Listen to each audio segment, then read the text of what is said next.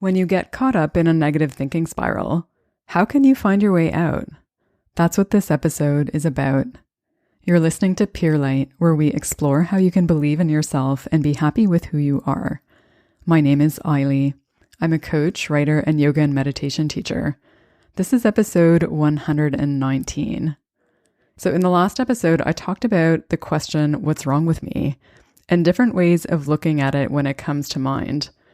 And as I was thinking about it, it seemed logical to talk about negative thinking spirals next, because I used to have them all the time.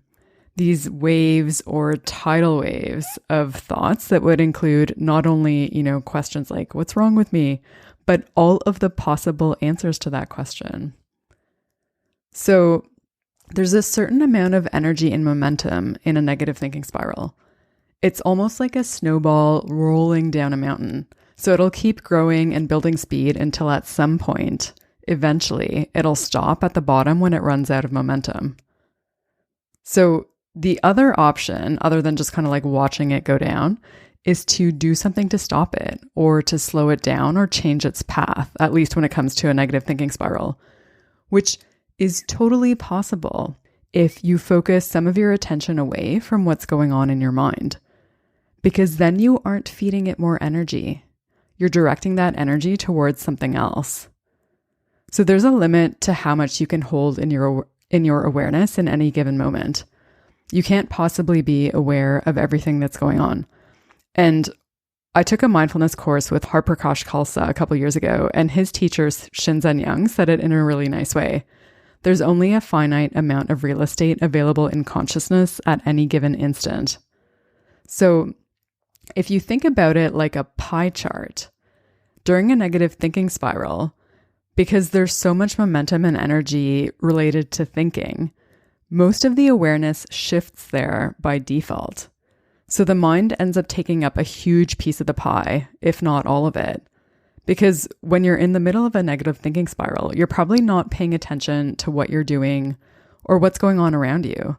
You're probably a bit checked out and just focusing on the thoughts, which means that there's a huge opportunity to shift the awareness so that thoughts occupy a much smaller piece of that pie. Negative thinking spirals aren't a sign that you suck. They're a sign that you're thinking too much and not feeling enough. When you focus your attention on the body and feeling whatever sensations you feel, you direct your awareness away from the mind, and you take away some of that momentum. The breath is a great way to support that transition of shifting your focus. The next time that you catch yourself beating yourself up or getting caught up in worry, use that as a sign to get out of your head, to shift that focus. So don't assign meaning to the thoughts. Don't believe your thoughts, and don't try to fight them either. Simply refocus your attention on the body. The next time you have a negative thinking spiral, remember, the problem isn't you. Your thoughts aren't the truth unless you choose to believe them.